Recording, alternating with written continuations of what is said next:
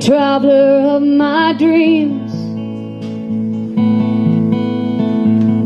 taking me to places that I've dreamed of, but I never seen. I long to take your hand, yes, and go with you to that distant land, because I long to get away. Oh, you know that I long to be set free, oh, from plain, simple me.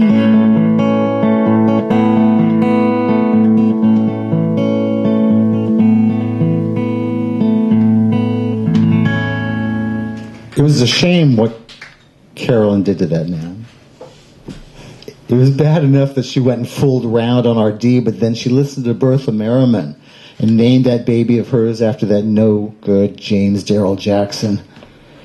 What would people say? Well, they would think RD was less than a man. That's what they would say. That is, if they ever found out the truth. RD wasn't about to let anybody know that. Not while he was alive, and sure not while that boy was still breathing.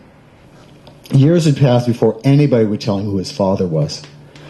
At the time of Darrell's birth, RD was making what living he could, working odd jobs for his good friend and next-door neighbor, Gene Merriman. And only a teen himself, RD worked in the rice fields until Gene took him under his wing and taught him how to drive a bulldozer. Until her accident, Darrell's mother, Carolyn, worked in one of the small town's factories making shirts. There was actually supposed to be a little more time between Alan and Darrell, but whether it was from the beating or just because that's how Mother Nature intended, that last child showed up early. Bertha Merriman, who raised all of Carolyn's kids, kept the tiny baby in a shoebox in a dresser drawer by her bed.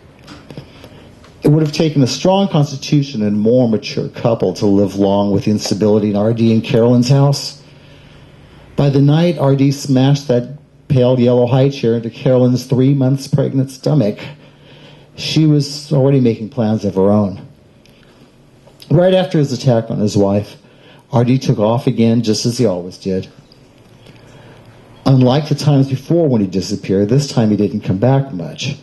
Darrell wouldn't even meet RD until 1972 when the boy was 5 or 6, right after Carolyn had the accident. Though RD would sometimes come by in later years, he never stayed around long enough to make much of an impression. The man Darrell always knew as his father never would say the boy's name. RD was always introduced Darrell as my youngest.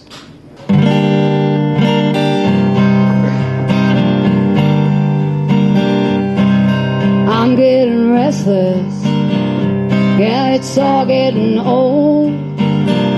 Oh, this lying and cheating, yeah, it's keeping me cold. I'm getting restless, yeah, it's time to get out from under this madness, from under this cloud.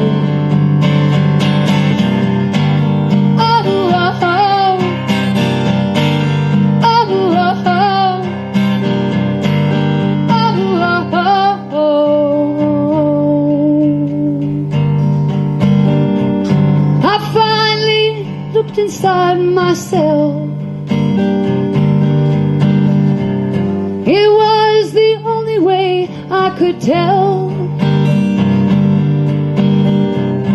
that you had put me under your spell as you dragged me to hell.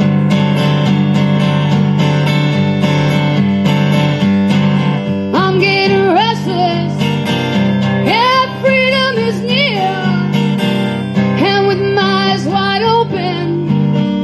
Yeah, I'm crushing this fear.